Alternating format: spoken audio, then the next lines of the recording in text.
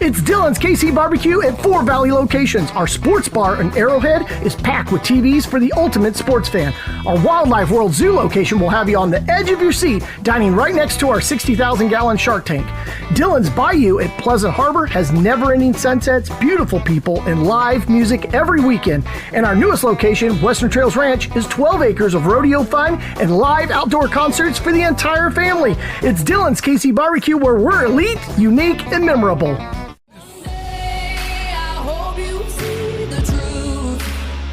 This puppet show stays on because of you fools.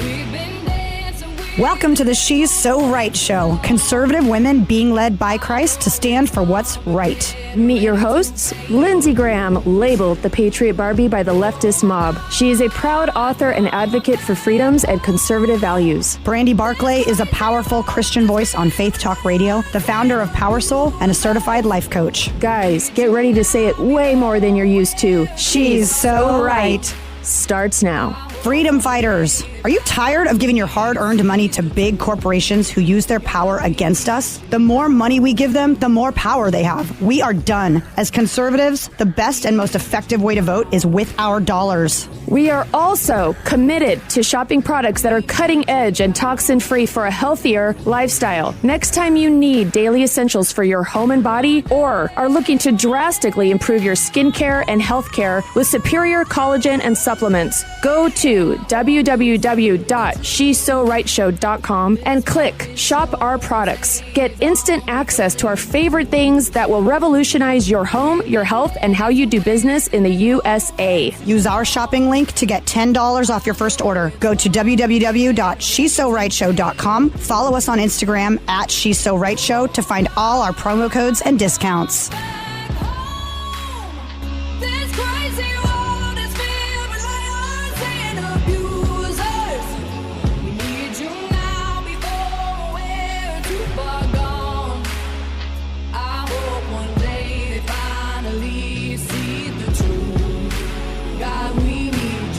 Hey, fellow patriots. Welcome to the She's So Right show. I am sitting next to my incredible co-host, the Patriot Barbie, Mock, Lindsey Graham, who was bullied, canceled, and stood up against all the mandates. And they tried to shut her up. And instead, she just got louder and louder and louder. And I'm so grateful she joins me here. And this is my lovely co-host, Brandy Barclay. She is a very strong, powerful Christian presence in Arizona. She's the founder of Power Soul Experience, a women's ministry. She's a voice on her own radio talk show on Faith Talk, 1360 AM. And she is now my partner in crime. And we are we're up to no good. Killing it. All the time. So last episode, all the time. Seriously, it's a full-time job to be us. Ask our husbands. Last episode, we were talking about feminism. And guys, feminism cannot be summed up in, I swear, less than 10 episodes. So like how much we despise feminism. We'll just be very clear about that. So the last topic was feminism in the house, traditional relationships and marriages and how it's kind of affected that, the dating scene. And this time, it's about gender roles. Yeah? Yeah. So it's going to be tricky. Yeah, because there's so many genders now. There's so many. I just don't even know what to do with them. I can't keep track. I'm waiting for like Teletubbies to walk by. Oh my gosh. I have bad news though. There really are only two. I know. I mean, there are only two. Genesis something says he created them male and female. It's right here in the Bible, you guys. Yeah. And forget anything else. It's kind of crazy because as I was researching this a little bit, which I don't think I really have to research it, there is science behind it. It's called biology. Yes. And, you know, men can run faster. They can punch harder. They can lift more weights. They can lift more weight. They have more testosterone naturally. Mm-hmm. Women, we can have children. Mm-hmm. And we can breastfeed and milk comes out. This whole men breastfeeding thing cracks me up. I'm like, there's nothing happening. You realize that that's just disgusting. Someone's just sucking on your You know what? It's actually, when I see that, it actually makes me sad. It makes me angry. It really makes me sad because there's such a demented, distorted, demonic thing happening here, because it's like the very foundation of who we are, the very foundation of our identity. You know, the very first thing you find out about a new person is their gender. It's like this most exciting thing, because you know it's going to dictate so many other things, like painting their room. What kind of clothes will they wear? What will their hair look like? What will they want to do when they're in high school? You know that there's all these things that are somewhat, right, by nature, a little bit predetermined. But okay? Brandy, when you say things like that, what color you're going to paint their room, what their hair will look like, you're oppressing these children, allegedly, right? Because who says that girls have to like pink and boys have to like blue? And who says boys have to have short hair and girls have to have long hair? Who says that boys play with trucks and girls play with dolls? I mean, but the funniest thing about all that is that science, nature, and history has shown us those things. We're trying to rewrite how the world is done so that we don't offend anyone. But really what we're doing is oppressing the people that really do naturally embrace their actual scientific gender. Does that make sense? You have a girl, she comes out, you want to do the nursery pink, and well, if you say, well, she could be a boy later, not scientific possible. She could be a boy later, so let's make everything yellow. Let's not call her a she.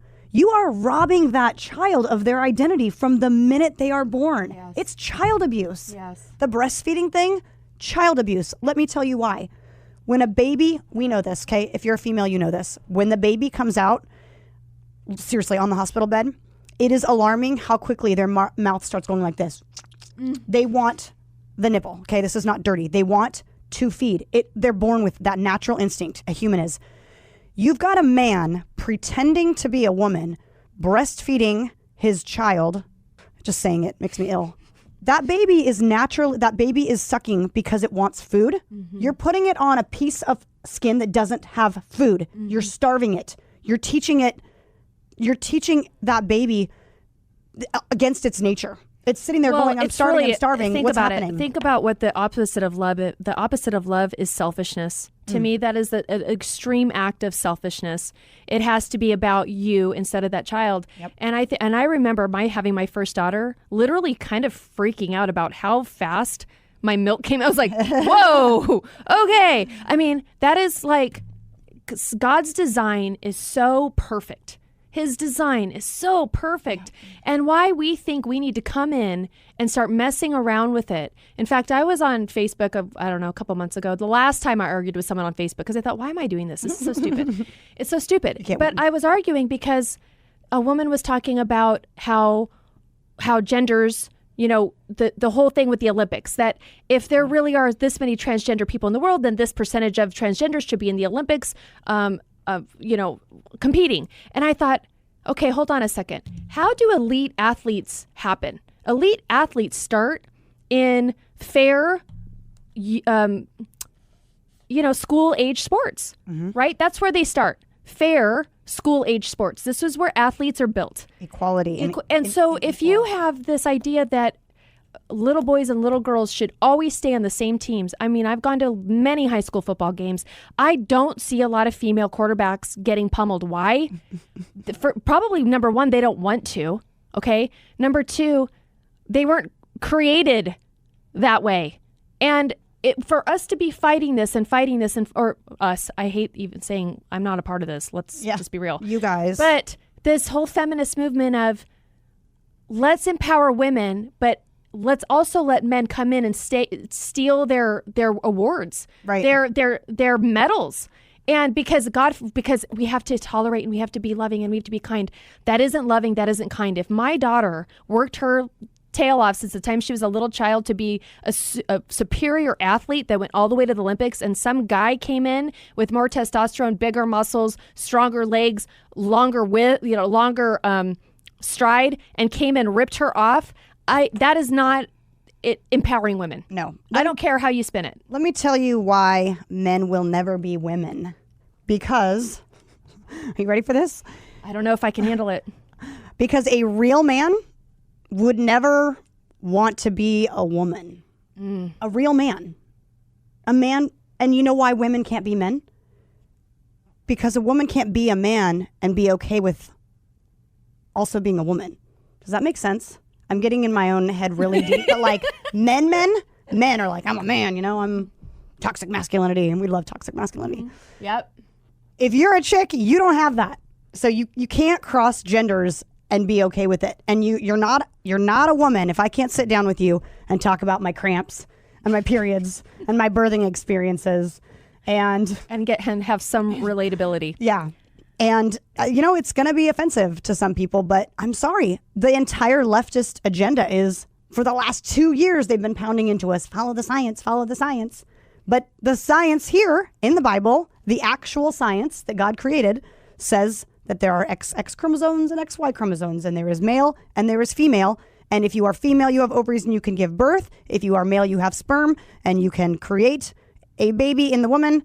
You cannot dispute that. It's non-disputable. It's kind of like the first show when Lindsay says, really everything we're saying on the show should be pointless because it's so common sense. And the fact that we are even in this place of having to elevate common sense tells us where we are in society. In fact, okay, how did I see this? I have no idea. I think it was in the scroll, Instagram, but I saw that on the cover of Playboy is a male dressed as a bunny on the cover.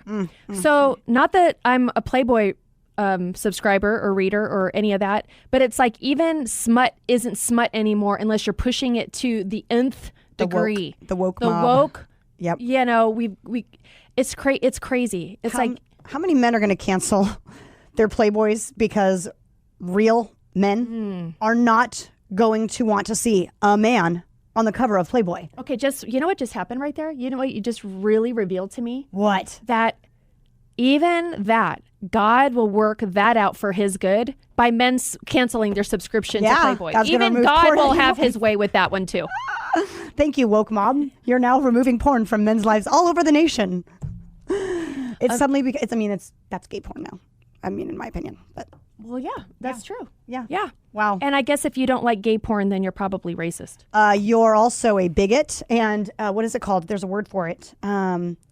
It's where you're afraid of. That culture is also saying that men. Homophobe. Yes, there's a new one though that's a little bit nicer, but they're saying if you're a man and you are only attracted to biological women, you're not attracted to transgender women. You are it's not a misogynist. I swear it's in this thing. I'll find it at some point when you're on a rant. But they're saying that you're a bigot and you're transphobic. Yes. Yes, because you want your females to actually be females. You can't. You're a transphobic. I can't even. It's just so funny. You're a transphobic if you don't like women with penises. Like, Yeah. help me. Help. Yes.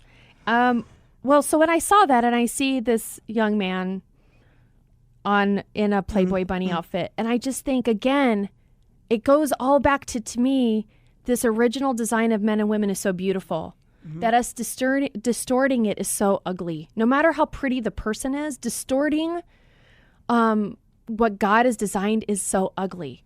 And we're trying, and the world is trying to say, no, this is pretty. This is pretty. They're winning beauty pageants now. Oh my goodness. Men are winning beauty pageants. How empowering for women is that? Now, it's not okay for me to be, right, thin and attractive and take care of myself. But now, even if I do, there's always a dude that can look prettier than me. Like, awesome. How shaming is that to be on the stage and you're like, the one guy just won. He just beat all the women. I can't even be a good woman anymore. I can't even win. I can't even win a woman. At my thing. very best, Yeah. I'm still not good as good as a man. So isn't that the opposite yeah. of feminism? Yeah. So they can compete in the Olympics and lift more weights. Okay, they can. They can run faster. They can. Now they can have our babies. Now they can breastfeed our kids, and now they can be prettier than us and win beauty They pageants. can be on the cover of Playboy and win Mrs. Universe. What do we exist for, Brandy? I don't That's know. the question you have to ask yourself now. Okay, let's get funny as this is and annoying as this is. The deep part of it is, who are we then? Because the value that we have is that God blessed us with the ability to birth children, to nurture children, to be able to feed. Not only can we create the baby, we can feed the baby as soon as it comes out. It's beautiful. And But to that's compliment gone. a man. And to, women have such a huge role when it comes to men. I believe men In fact, I read something recently. It says, we civilize men. If it wasn't for women, why would men shower? They would not need to. Why would men smell good and get up and actually go think, you know what, I want to provide for a family? That was God's design. In fact, I think it's in First Timothy. It's 1 Timothy 5:8. It talks about a man providing. And if he doesn't, then he's really not worthy. Men, again, this whole distortion of if women weren't around and women aren't valuable, men wouldn't. Am I being like rude? But I don't know a lot of men that would look good, smell good, work as hard, thrive as hard. We do compliment and we push men to be women to win over. To win over. And men were created to hunt, not just go out into the world and provide, but really pursue women. And now there's this whole gender reversal where young women are basically naked at 14 years old on the internet and pursuing men because men don't even have to pursue women anymore. And if they do have to, we talked about this last show, if they do have to pursue you, forget it. They'll just swipe left and find someone to come hang out and have sex with. So it's ruining how the courting relationship, the dating relationship, the waiting till you're in love, married relationship, all of the foundational things that God did to bless us. It's like just eroding it. It's just eroding it. Now, when you say women are pursuing men, it leaves men to be less interested in achieving any of their natural God-given roles too, because the natural order was that a man would go out and he'd look good and he'd have a great job to win over and show a woman, I can provide for you, right? I can provide for our children when we start a family. So now if women are out there pursuing men for who knows what reason now, because marriage just is kind of... Well, because they're supposed to be like men. Right, yeah. They're supposed to have more money than men. Yeah. They're supposed to have... Yeah. So now we're talking about women who are boss babes, going back to boss babes. When a woman has her own career and is successful on her own, she now no longer, quote, needs a man. And there is a whole, I don't need a man movement. It's like, yeah, but I want a man. Hello? I want a nice, warm, snuggly person to snuggle up to. I want someone to help me discipline my kids. I want a family. I want that nuclear, traditional, he's the man of the house. He provides for us. There is nothing wrong with that. And we're not saying that's the only way. We're saying the leftist, liberal feminism movement needs to stop saying that is not okay. That it's not okay for a man to be here. This is what I wanted to read you earlier. Although feminist advocacy is and has been mainly focused on women's rights, some feminists argue for the inclusion of men's liberation within its aims because they believe that men are also harmed by traditional gender roles. So for us to say, okay, our role is to be great wives, keep a good home, bear children, nurture those children, and be a support system for our husband. No. That's damaging to our husbands to believe that. It's not, it puts too much pressure on them to provide for you and go out and work every day and bring home the bacon. Whatever happened, this is the thing I've been really kind of wrapping my head around recently, is life is full of pressure. For us to act like we can take away all pressure from all people and that's a good thing is a terrible idea. Have you ever seen somebody never have a problem, never have pressure, never go through anything? They end up being the wimpiest. Hunter Biden. Whiniest. And really kind of, I see an emptiness, like a longing, a grasping for something to hold on to. It's like, we talked about this before, but when we build our foundation on culture compared to Christ, you build a completely different life. There's a completely different life. Christ is foundational. He's the unshakable rock, the unshakable foundation that if you hold true, you walk this life according to that foundation, you will build a completely different life. And people over here that don't understand that foundation, that don't know the truth, that don't know Jesus Christ, are trying to tell you how to build your house. Well, and it's like, and theirs is crumbling.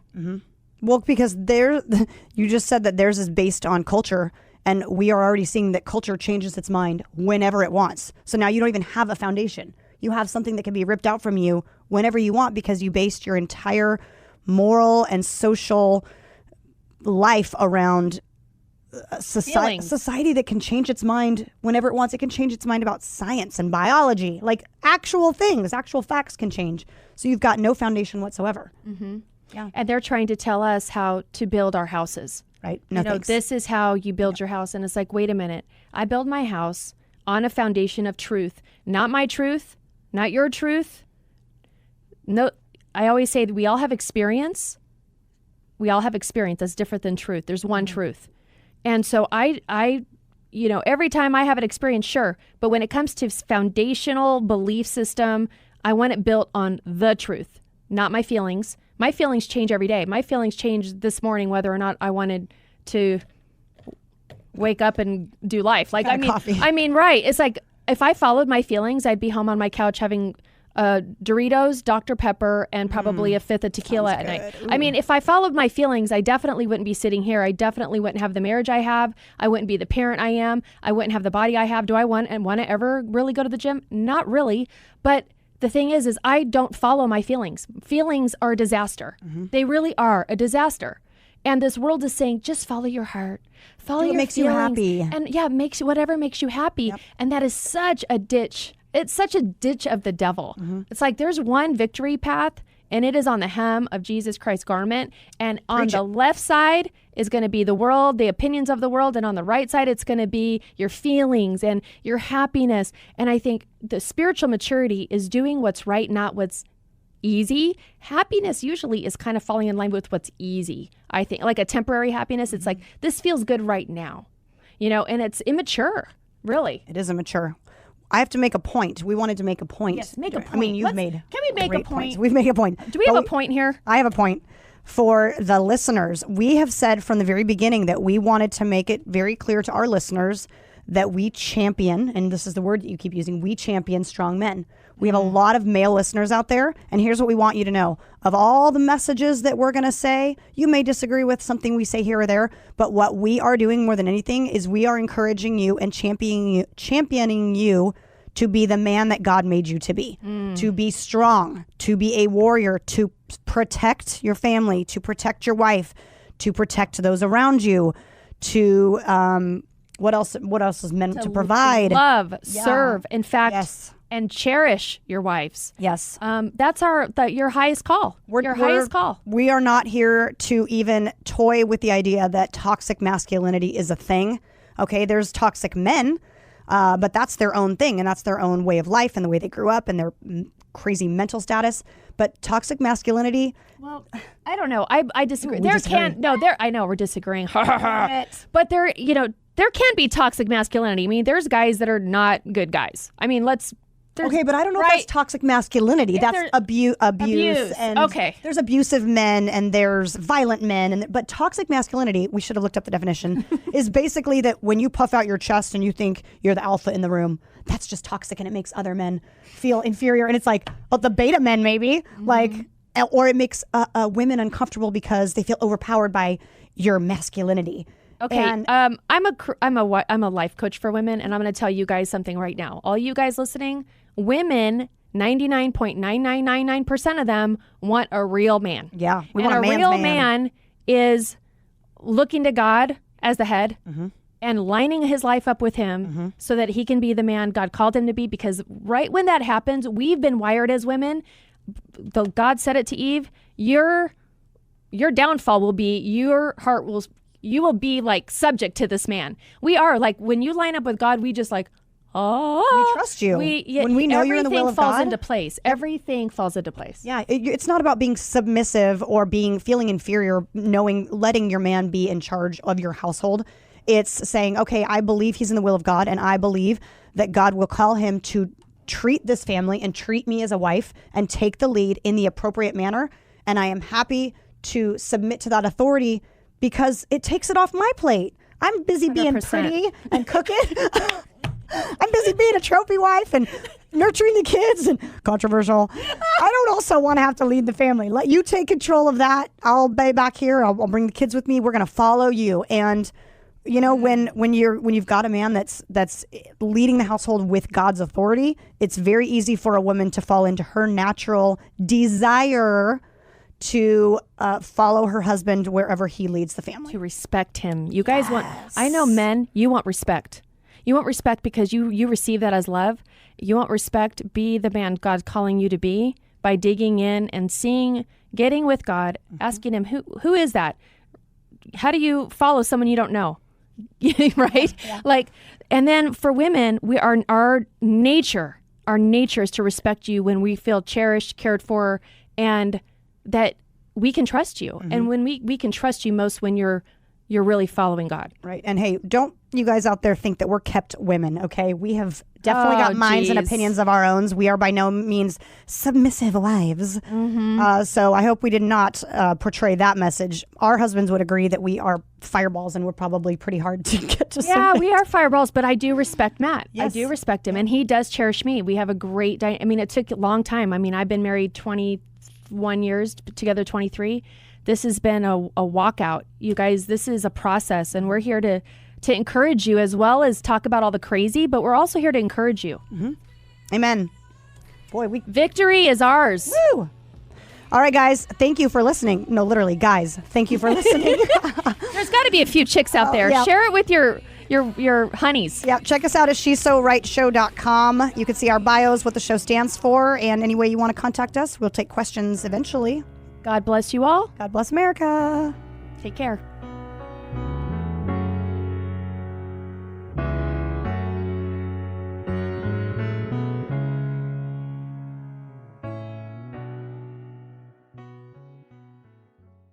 It's Dylan's KC Barbecue at 4 Valley locations. Our sports bar in Arrowhead is packed with TVs for the ultimate sports fan.